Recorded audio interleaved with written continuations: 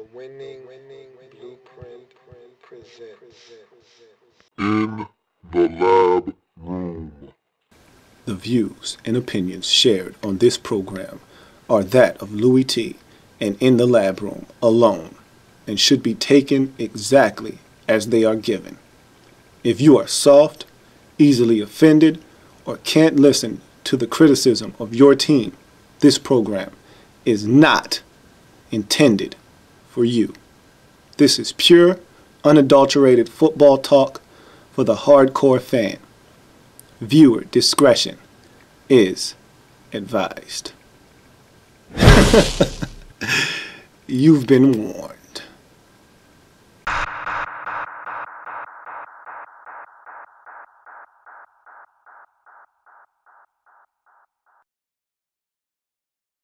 Welcome, you are in the lab room. These are the lab reports. I'm your host, Lou. Thank you for joining me. Today we're talking Miami Dolphins. We're taking our talents to South Beach. So let's talk about the Dolphins and what they're trying to accomplish and how they're trying to accomplish it in 2013 as we look at them through the scope of the lab reports. So you start with the strengths of the Dolphins, and this is a team that when I look at them, I see a lot of potential, but I really don't know what's there. And I looked at their head coach, Joe Philbin, last year on Hard Knocks, and I said, man, this guy looks quiet. He looks to be a pushover. I think guys are going to try to push off their personalities on him, and I don't know if he's going to be able to do much about it. I couldn't have been further from the truth. I couldn't have been more wrong. This guy is a quiet leader. He is very stoic in his demeanor, but he is not to be messed around with. And guys found that out the hard way. And so he is a bit of a stickler for discipline. And he does rule with an iron fist. And I really like Joe Philbin, and I grew to like him watching the Hard Knocks series last year. And I grew to respect him more so as a coach. And that was the most important thing I took from that Hard Knocks series. We saw a lot of things happen during that Hard Knocks series, but the one thing I took from it was that Joe Philbin, he got this job for a reason. And these guys are going to walk the straight and narrow. And you look at the strengths for the Dolphins, and one of the first ones you get to is the discipline on the offensive side of the football. And that discipline comes directly from Joe Philbin. Fourth best in offensive penalty yards and third fewest amount of offensive penalties in the NFL on the offensive side of the football again. And so the Dolphins did a great job of not making mistakes on the offensive side of football. Look, they weren't good enough to afford to have a holding penalty on a 8-yard gain on first down. They weren't good enough to have offensive pass interference or legal procedure. They weren't good enough as an offense to have false starts repeatedly. They could not afford to shoot themselves in the foot because they weren't good enough as a football team. There wasn't enough talent on that football team, and so they did a great job. And especially when you have a rookie, things can go wrong. Guys can make mistakes. That did not happen. The focus was there, and a lot of that has to go to Joe Philbin, instilling that fear of not messing up and also instilling that confidence that, hey, we're a good football team. No need to go out and overthink situations. Just do your job. Do it effectively. Do it within the rules, and also do it the right way. And they did that offensively, not having a lot of penalties and not having a lot of yardage stemming from those penalties that they did have. So you look at this defense, and I think this defense is the backbone of this football team in Miami. And this defense was extremely stingy, and that's one thing you'll find with the Dolphins a lot of times. There'll be ups and downs with this football team, but a lot of times defensively, that's not the issue. The issue isn't the defensive side of the football. They normally find a way. They scratch, they claw, they get it done defensively. Normally when this team struggles, it's because the offense isn't scoring enough points. And in 2012, it was no different. This defense, extremely stingy. That's another strength of this Miami Dolphins team. You look at 7th in the league in points allowed. They only allowed 19.8 points a game. Do you know how good that is? I don't think people understand how hard it is in this league to give up less than 20 points.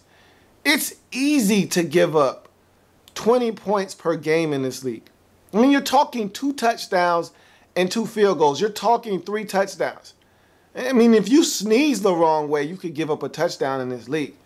And for the Dolphins to be able to give up less than 20 points, I mean, that's what elite defenses do, not give up points. Because, again, I could care less about yards. I tell people that all the time. You can go 20-20 all you like on my defense. Have at it. But if you're not getting in the end zone, I don't care what you do. And the more you are able to keep teams out of the end zone and force them into field goals, stop them from getting into scoring range, the more likely it is that you have a chance to win at the end of the football game, whether you're scoring points or not. And if you're a team like the Dolphins were in 2012 that was offensively challenged at times, when you hold your opponent down, you'll give yourself a chance. You might not win the football game still because you're not scoring enough points. You're not doing enough offensively, but at least you'll give yourself a chance. Maybe you'll bust something on special teams. Maybe the defense will actually give you some assistance by scoring points themselves. You don't know what could happen, but you give yourself a chance. The likelihood of you winning football games exponentially grows when you stop teams from scoring points, and this Dolphins defense does exactly that. And so that's definitely a strength going into 2013, as the Dolphins normally are good on defense and normally stop teams from scoring points. You look at 6th fewest passing touchdowns allowed with 18.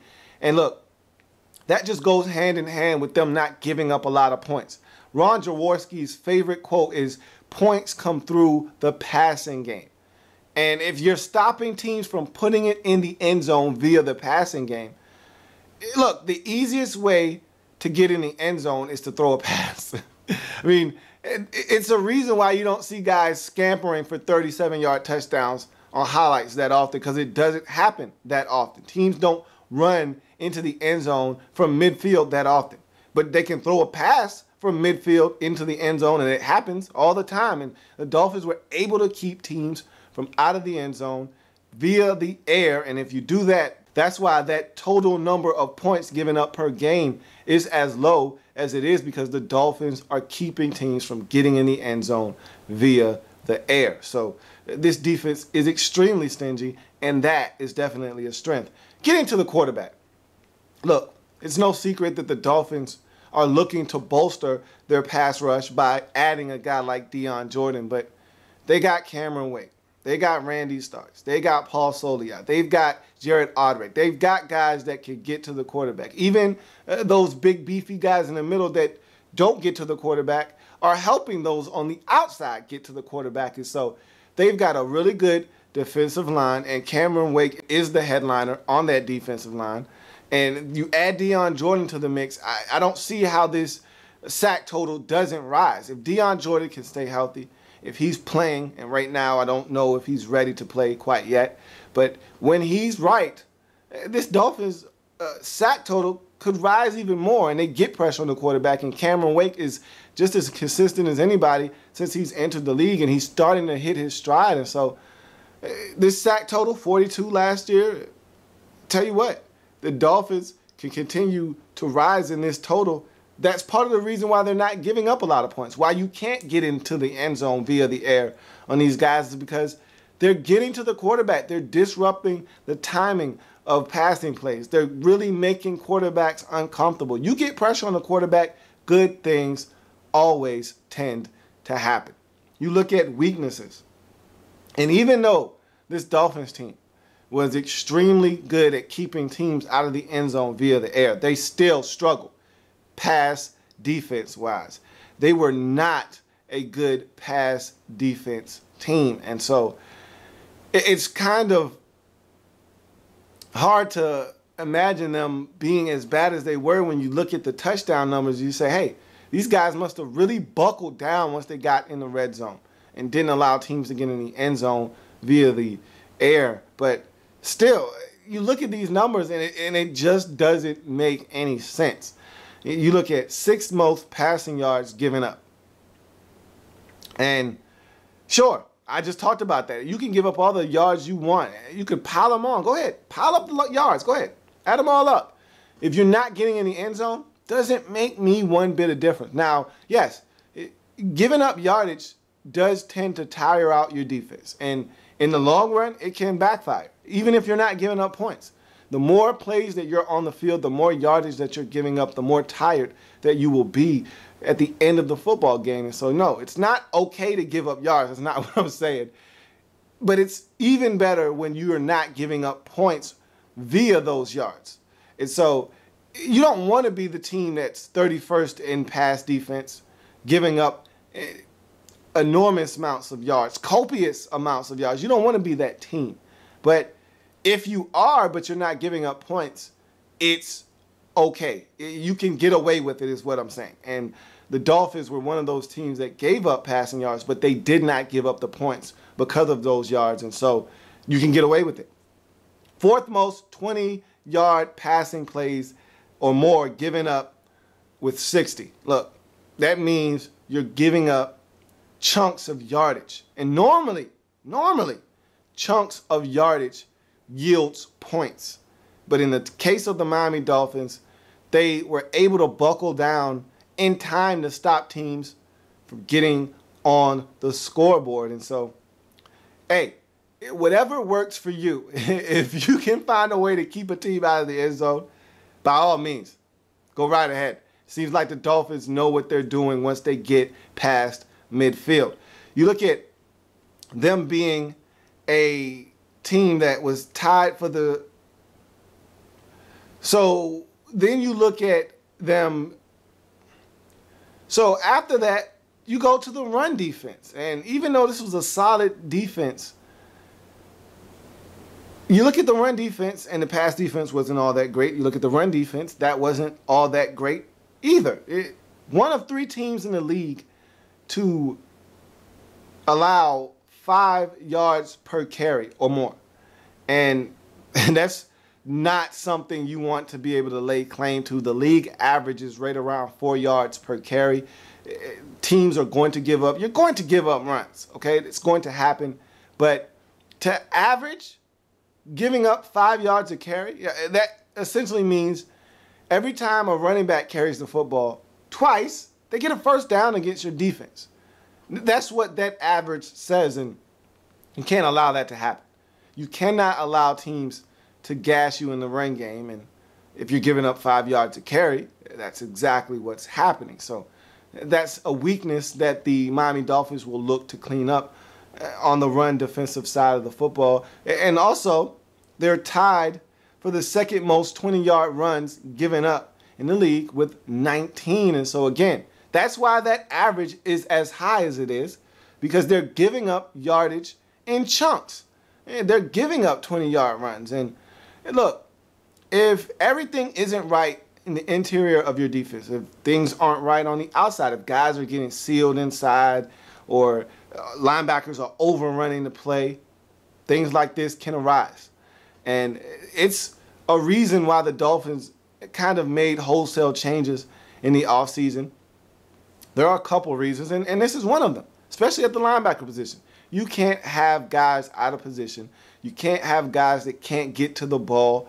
You give up yards in the run game, you give up yards in the pass game. Pretty hard to win in this league if you're giving up yardage consistently.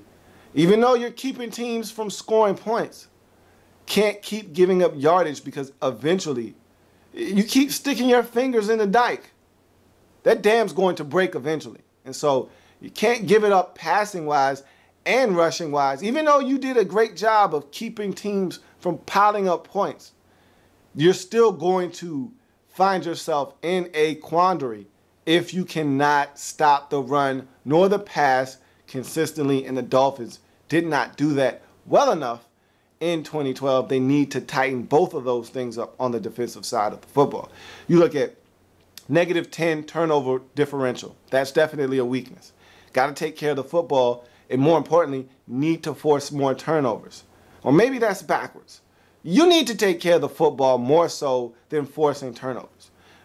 Only thing that you can really do and control in the National Football League is yourself. When someone asks a team, or a player, hey, what about so-and-so? And look, I don't care about what the Vikings are doing. If I'm the Packers, who cares? We control what we can control. If you're the Dolphins, I don't care about what acquisitions or what the New England Patriots are doing, what they didn't do, what they did do in the offseason. That's of no concern to me. If I take care of my business, if I feel confident about my team, guess what? If we take care of business, what can the Patriots do to us? And so that's the same way I feel about taking care of the football. If you take care of your business, everything else will take care of itself. Now, if you turn it over and you're not getting turnovers and forcing them in conjunction with you turning the football over, bad things happen.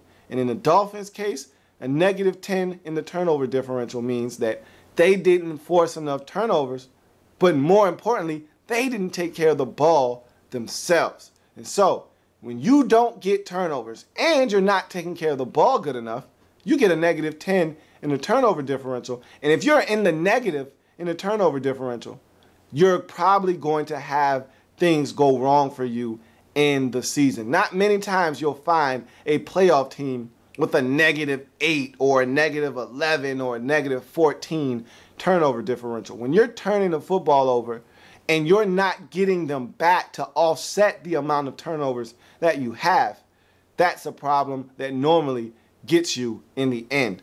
You look at them having the fourth lowest total of interceptions and fumble recoveries. Only 10 interceptions on the year, only 6 fumble recoveries. So that's 16 turnovers forced by this Dolphins team.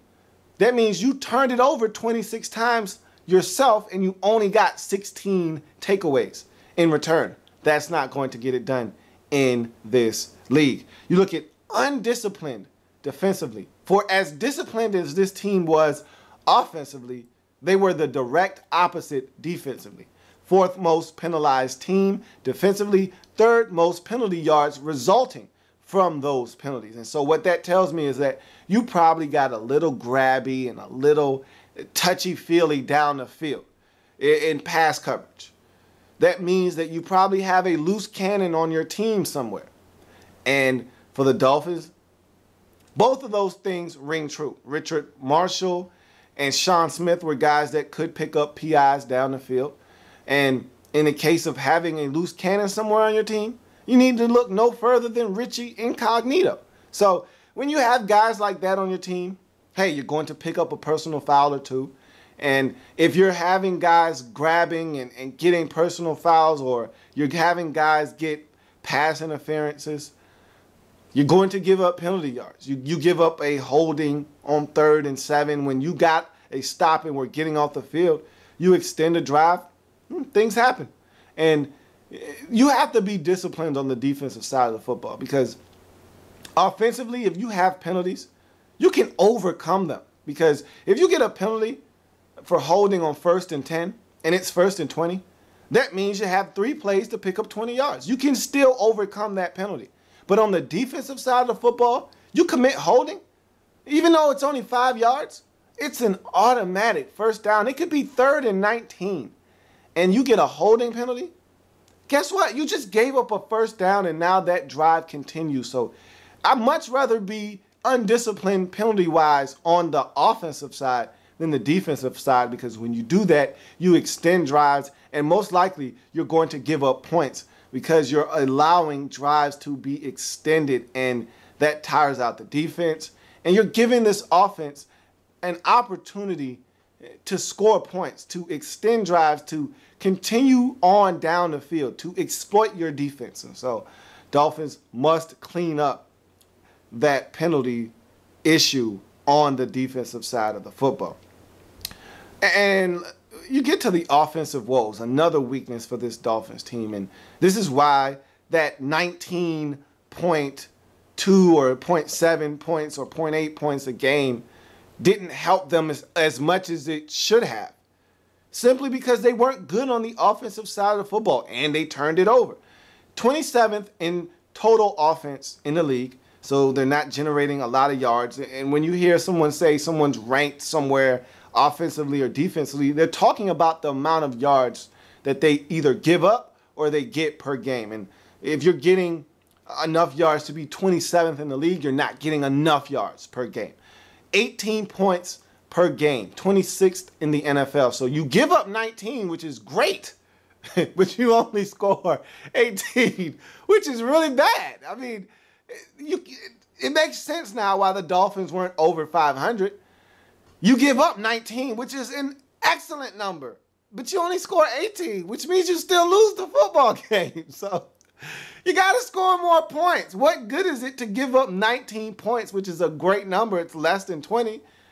But you're only scoring 18 points, which is abysmal in the National Football League. I mean, again, like I was talking about with the 19 points, essentially 18 points means you're getting 2 touchdowns and a field goal, just a little bit over a field goal. So you're barely scraping together the minimal amount of points needed to win an NFL game. If you can't score 17 points, you won't win a lot of games in the National Football League. Well, you scored 18, and 18 isn't enough to scoff at. You can't even scoff at 18 points. I look at you and you say, hey, I'm averaging 18 points a game. I tell you, hey, get out of my face, okay? Most teams in the league put up 21 in their sleep. So if you're scoring 18, if that's all you're bringing to the table, you're not going to win many games, and the Dolphins didn't win because they couldn't score points. You look at tied for the worst in the NFL with 3 plays of 40 yards passing or more. And so what that says is lack of explosion in this offense, in the passing game. And it makes a little bit of sense. You had a rookie quarterback, and he was trying to find his sea legs and find his way in the National Football League. And it took him a while to get comfortable, and he didn't have a lot of targets in his defense. And, Brian Hartline and Devon Best was essentially all he had to throw the football to. And the only one of those two that was stretching the field was Brian Hartline. And so, yeah, it was pretty slim pickings out there for the Miami Dolphins offensively, but it does not absolve them from the fact that they put that team together. They had a lack of talent, and they didn't get it done, and they weren't explosive offensively, and it showed. And so, hence, you get the low point total, you get the lack of offensive production, which yield them a 27th ranked offense, and you get everything that comes along with it. And so, Dolphins went out and they made some moves in free agency, they made some moves in the draft. They're looking to be a better football team, especially on the offensive side of the football. So you go to the last weakness for the Dolphins, and it's the field goal percentage. And you can't win in this league if you're not taking every opportunity to put points on the board. And this adds to the fact that you see that total of points per game, and you go, man, what's going on with these guys? Here's another reason why. If you're not taking advantage of field goal opportunities. Look, who wants 3 when you can get 7? But you're not getting 7 all the time. So when those field goal opportunities present themselves, hey, 3 is better than nothing. Anybody around the league will tell you that. And it doesn't take a rocket scientist to figure that out. And so you'll take the 3 when you can get it. And the Dolphins, they weren't taking the 3 when they could get it. They weren't knocking home field goals. 28th in the league with a field goal percentage of 77%. Isn't going to get it done. I mean, they missed 4 field goals from the money distance. And if you've been watching me, you know exactly where that is from. If not, 40 to 49 yards is the money distance. That's where you make your money as a field goal kicker in this league. Hey, it's great if you got a kicker that can boom it from 54, but most likely you're going to kick the majority of your field goals from 30 to 49 yards. And the ones that are the toughest in the league, because you're going to kick the most of them, are those that are from 40 to 49 yards. And so, got to be able to cash those in. Last year, Dan Carpenter did not get it done. That's why he's no longer on this football team. And so, we'll talk about Dan Carpenter and the kicking game for the Dolphins a little bit later. But that was definitely a weakness for the Miami Dolphins in 2012. That's something they have to clean up in 2013, especially when you're already averaging 18 points a game. You need every single point you can get. And the difference between you winning and losing a football game sometimes is that field goal or 2 that you might have missed during the course of the game. So you get to camp battles in Miami, and the first one that stuck out for me was the running back position. You let Reggie Bush go in the offseason. He's now in Detroit. What do you have behind Reggie Bush? Well, yeah, you drafted Lamar Miller a season ago, running back out of Miami, and you said, okay, well, let's see what we got. You've had Daniel Thomas, running back out of Kansas State, for a while now, and he really has been disappointing to me. I really haven't been that impressed with Daniel Thomas.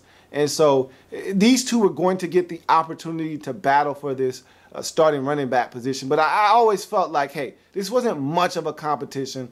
Daniel Thomas has had opportunities to show what he can do, and he hasn't impressed.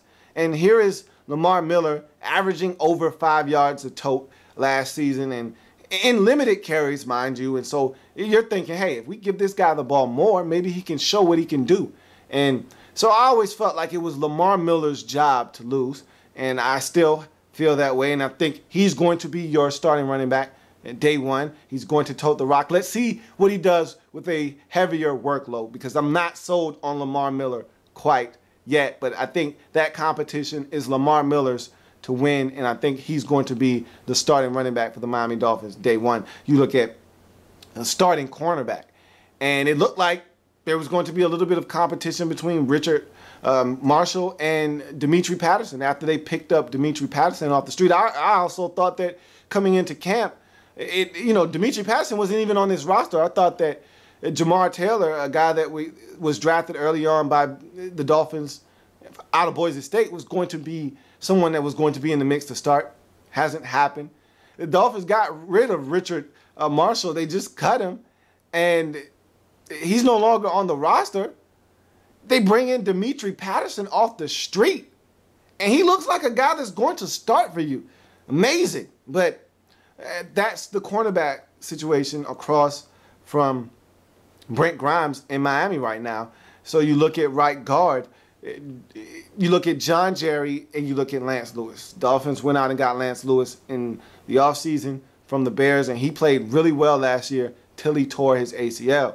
Well, he's not fully healed yet, and I think that left the door open for John Jerry to assume the role at the right guard position. I think he's going to be the starter there. It wouldn't surprise me, though, if John Jerry struggles, that they go to Lance Lewis once he's fully healthy, because I don't think he's where he wants to be right now in terms of fully functional, in terms of his knee and his whole leg. And so once he's able to do the things that I thought he was starting to do very well in Chicago, wouldn't be surprised if a guy like Lance Lewis took over at that right guard position. But right now, I think it's John Jerry's job in Miami at the right guard position. You look at left defensive end, Oliver Vernon and Deion Jordan were your two combatants for that defensive end. And you just assume they draft Deion Jordan, they move up to the number 2 pick to get him. He's starting day one at defensive end. Well, he's dealt with some injuries. He hasn't been on the field as much as you would like, and they're not sure if he's ready to go when the season starts. And Oliver Vernon has played really well. And so it's not like you're dying to get this guy off the field. He's playing well. He has played well in his preseason. And so they're not going to rush Deion Jordan back. No need to when you have a guy that's performing at a high level on that defensive end position. So, of course, Deion Jordan is going to take over eventually. But for the time being, I think Oliver Vernon is going to be the guy that is at defensive end across from Cameron Wake when this season gets underway. Of course, as the season wears on, your first-round pick, Deion Jordan, will be out there at defensive end. So you look at rookie watch now. We switch gears to rookie watch. And first-round pick, defensive end, Deion Jordan, out of Oregon. Just talked about him. Very explosive, very talented, very long. Everything you're looking for in terms of a defensive end. Has that body type like a Jason Taylor, long, lanky athlete that can get to the quarterback. Now he just has to get healthy, learn the nuances of the National Football League, and you have a football player on your hands. Traded up to get him, he's going to be dynamite in the National Football League. I'm just waiting for this guy to heal up and get on the football field. Second round pick, cornerback, Jamar Taylor out of Boise State. I talked about him earlier. Thought he would be a guy that would be competing to start right away. Hasn't happened. And so the Dolphins still feel really good about this guy, but he's not ready yet. I think he dealt with a few injuries, but it doesn't matter. At the end of the day, he'll be on the field in some capacity, so it really doesn't matter whether he's starting or not. You're going to see Jamar Taylor in the 2013 season. You look at third-round picks. Dolphins had two of them. Offensive tackle Dallas Thomas out of Tennessee and cornerback Will Davis out of Utah State. I looked at Dallas Thomas early on, and he was a guy that was getting beat like a drum at the left tackle position. I don't really know if he's a left tackle in this league or not. I think he might be more suited for the right side, but it doesn't matter.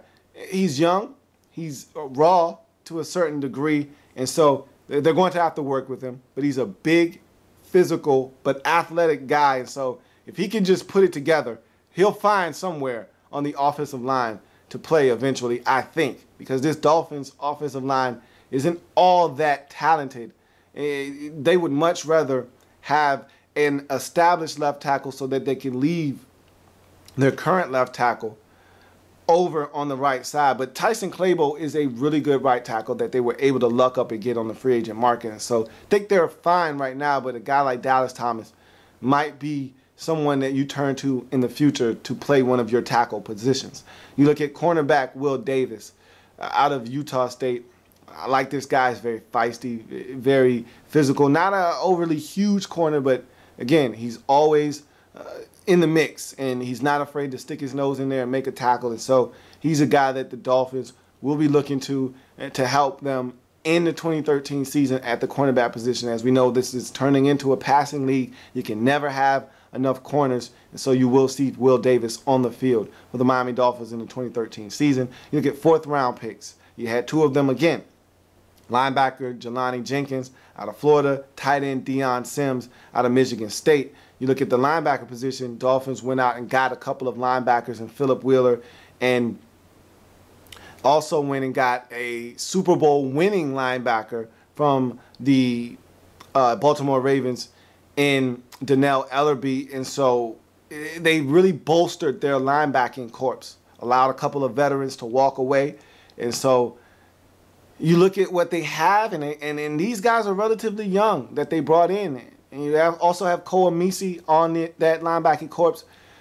A guy like Jelani Jenkins is going to sit back and watch right now, but eventually he's going to get into the game, and he's going to end up starting at one of those linebacker positions if he impresses the coaching staff. And so Jelani Jenkins is a guy that'll help you on special teams, and he'll help you on defense at that linebacker position. They're just looking for him to start flashing before they start sliding him and inserting him into the game. You look at tight end Deion Sims, and the injury to Dustin Keller has opened the door for a guy like Deion Sims. He was going to make this roster. He was going to be on this roster anyhow. And now his worth to the team has grown exponentially overnight, essentially.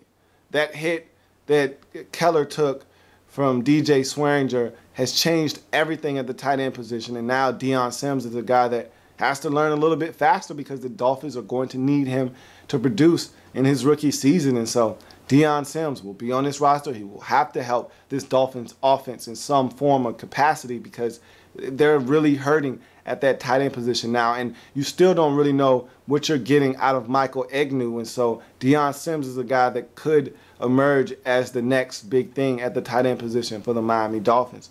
You look at the fifth round, another two picks. Running back, Mike Gillespie out of Florida. Kicker, Caleb Sturgis out of Florida. And look, Gillespie is a guy that, to me, doesn't really bring much to the table, but we'll see how he fares in Miami. To me, he looks like a Daniel Thomas clone, and maybe that is their replacement. Daniel Thomas is in the last year of his deal, and so maybe he is the replacement for Daniel Thomas. We'll see. You look at kicker Caleb Sturgis, and he was the guy that beat out Dan Carpenter for that kicking job, and essentially all he had to do was come in and just kick the ball through the uprights, and he would unseat Dan Carpenter because he was so bad last season. So he's your new kicker. He's got a big leg. He can get it done. We'll see what Caleb Sturgis does for the Dolphins in the 2013 season. Seventh round pick, safety Don Jones out of Arkansas State.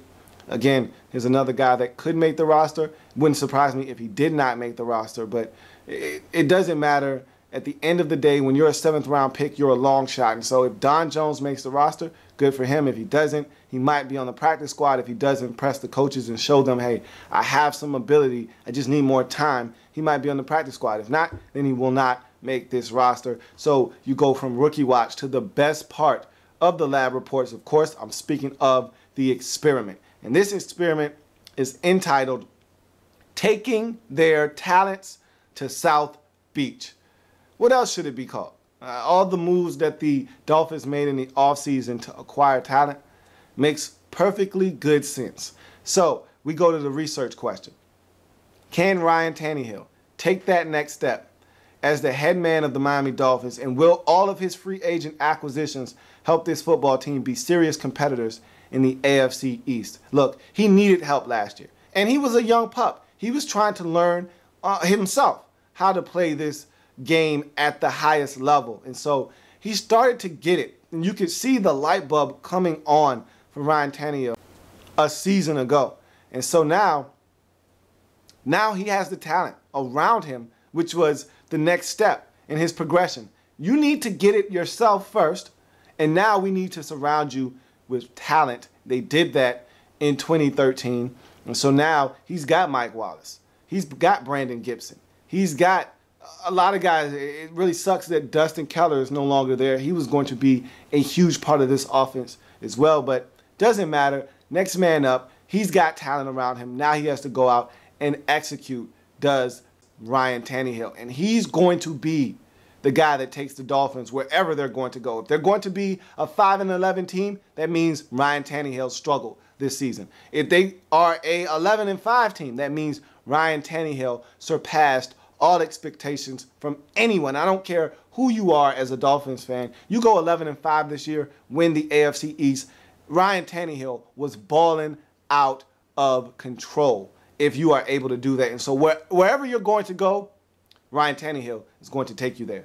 So we move on to the hypothesis. If Ryan Tannehill can be the quarterback that the Dolphins envision him being, and the running game can excel and take pressure off of the passing game, and the defense continues to be stingy, then the Dolphins will have a legitimate chance to unseat the Patriots in the AFC East.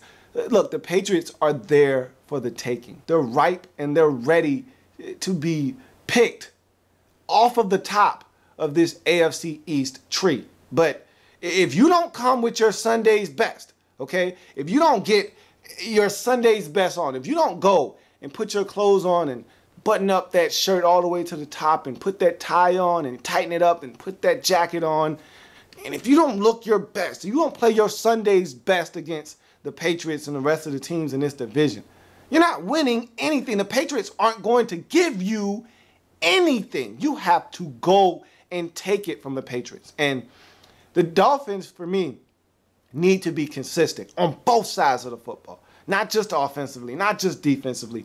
Both sides. This thing has to come together. They have the talent. It's all there. Now they have to go out and play football. All phases, special teams, defense, offense, and they have to take care of business. If they do that, this running game comes to life. This passing game is what they want it to be. This defense continues to be stingy. Look out.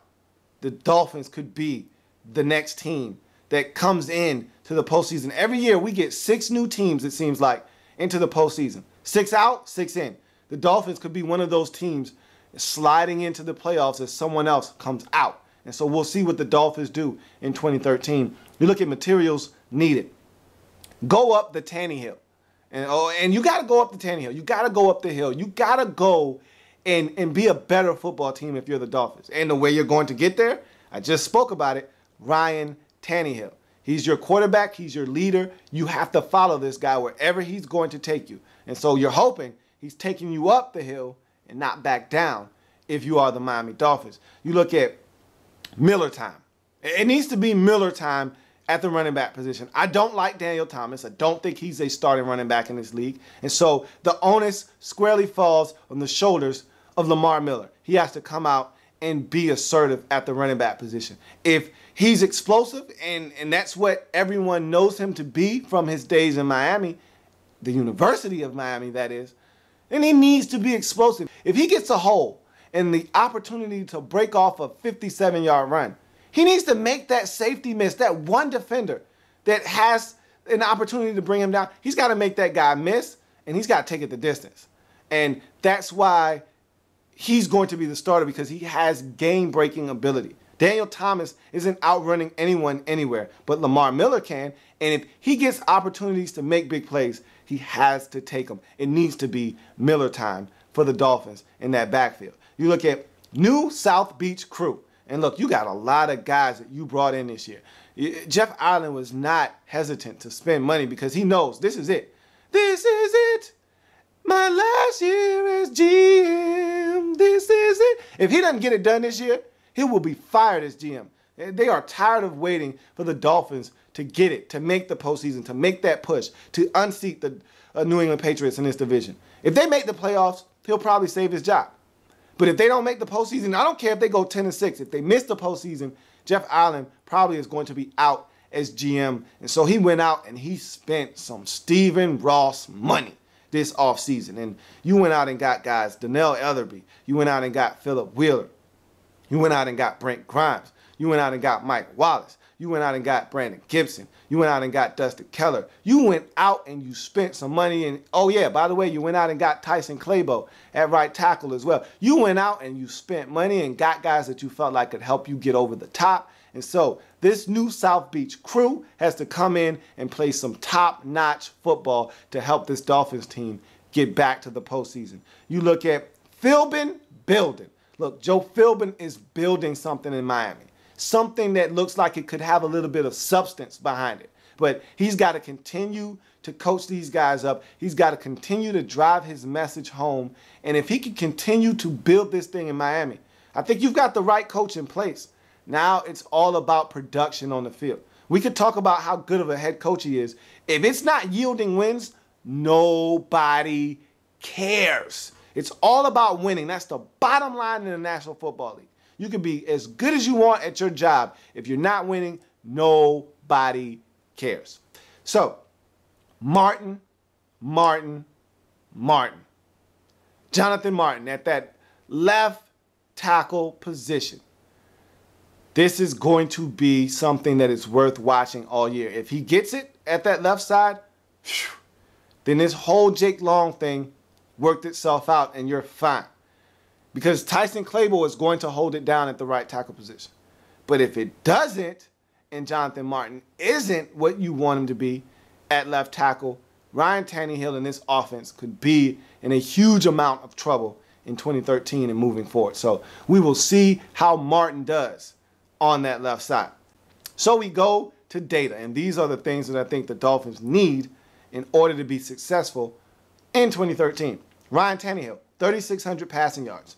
20 to 24 TDs, 11 to 14 INTs, 60% completion percentage. Look, there were times last year when Ryan Tannehill didn't turn the football over. If I'm not mistaken, it was about a 3 or 4 week stretch of football where Tannehill simply did not turn it over. And he was a turnover machine early on. When this season first started, in the first 3 weeks, I want to say, this guy already had about 5 or 6 or 7 interceptions. But then he had a 4-week stretch where he just simply didn't turn it over. He didn't fumble. He didn't throw any picks.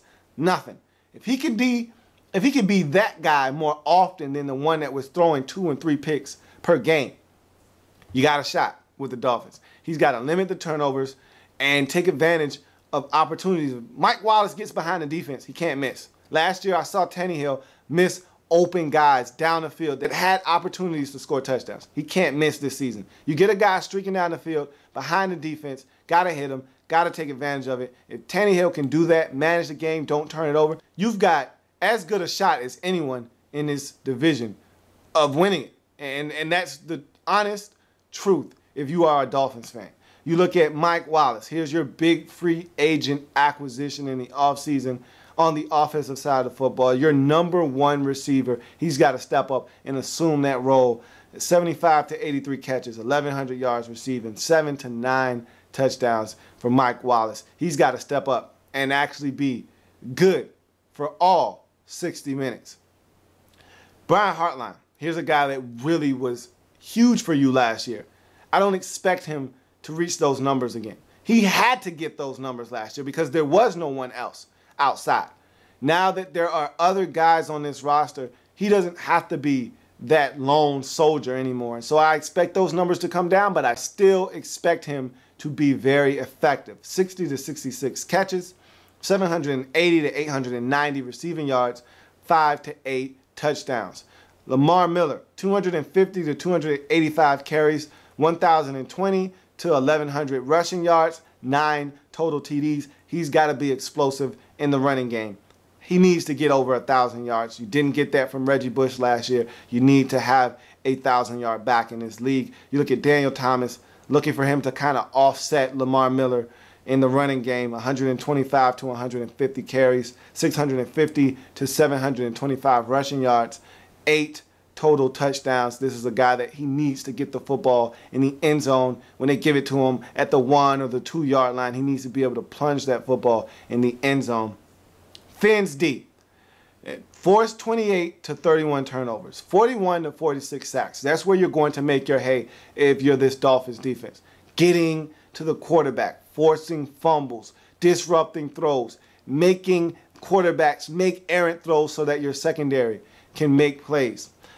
19 points per game. You gave that up last year. If you can do that again, you'll probably win more games because I expect you to be a better offense. And 9 plays of 40 yards or more given up. Look, can't be giving up big plays. Chunk plays can get you in trouble if you're giving them up. Dolphins need to make sure they keep that number down. Independent variable. It's Ryan Tannehill because you're looking for him to take that next step and you're not sure if he is or not. But you've looked at him in the preseason and he looks really good. He looks like he's understanding what this Dolphins team needs from him. And he looks like he's fitting in very comfortably with his new targets. And so if Ryan Tannehill takes that monumental next step that you think he's ready to take, this Dolphins team could be on the fast track to winning a lot of games in the National Football League. You look at the dependent variable. This defense has to continue to be stingy. If this defense is giving up 19 points per game, like they did a season ago, you're going to be in ball games. Whether you win them or not is hinging upon that offense, which is what I just said. That's why they're the independent variable. You don't know what you're getting from Ryan Tannehill in this offense. But if this defense continues to be as stingy as they were a season ago, holding opponents to under 20 points per game, you're going to have a shot. And if this offense is anywhere near as good as I think they can be, and you're only giving up 19 a game, you're going to win 9, 10, 11 games in 2013. So you look at the constant, getting to the quarterback. The Dolphins are good at getting to the quarterback just about every year, and they just do it annually. And Cameron Wake is at the forefront of that group, but they get to the quarterback. And they have to continue that trend. That has to continue to be a constant for this Dolphins team if they want to take that next step. They got to force turnovers, and the best way to do it is getting to the quarterback. Whether you force a fumble or you force an errant throw and allow a guy like Rashad Jones, a guy like Brent Grimes to get their hands on the football. Doesn't matter how you force the turnover, just force it, and getting to the quarterback is something that the Dolphins do extremely well, and I look forward to them being that team that gets to the quarterback, and that's the constant in Miami. So you arrive at the conclusion for this season, and things have happened in this season, in the preseason and in the offseason, that have me feeling a little bit different about this Dolphins team. At first, when I looked at this schedule, I said, okay, they're not quite ready to go to the postseason yet.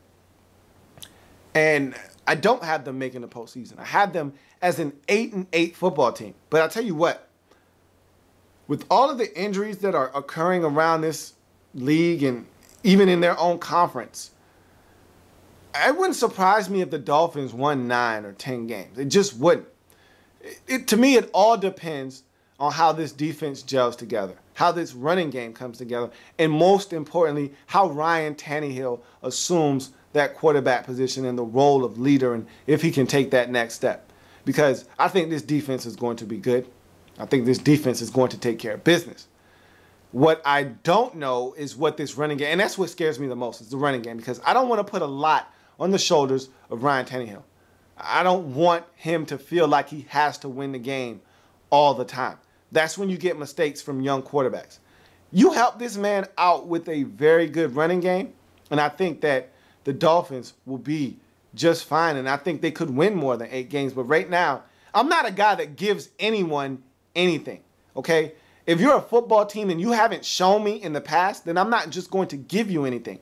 You got to prove it to me. I'm from Missouri, not literally, but figuratively. I'm from Missouri, the show me state. You got to show me. And until Lamar Miller shows me that he's an every down back and that he can take it the distance and that he can help out Ryan Tannehill, I'm not a believer. Until Ryan Tannehill shows me that he's going to have more touchdown passes than interceptions, I'm not a believer. Even though I believe in Ryan Tannehill. I believe in Ryan Tannehill. I like him as a quarterback. I still need to see it. And so right now, the Dolphins are 8-8. But it would not surprise me at the end of the season if these guys are 10-6 and vying for a playoff spot. Wouldn't surprise me one bit. But right now, I see this Dolphins team as an 8-8 group. And that's how I feel about them. And we'll see how they end up in 2013. But that's the lab reports for the Miami Dolphins. Join me next time when we'll be talking New York Jets football. Jets, Jets, Jets, Jets. See you next time on the Lab Reports.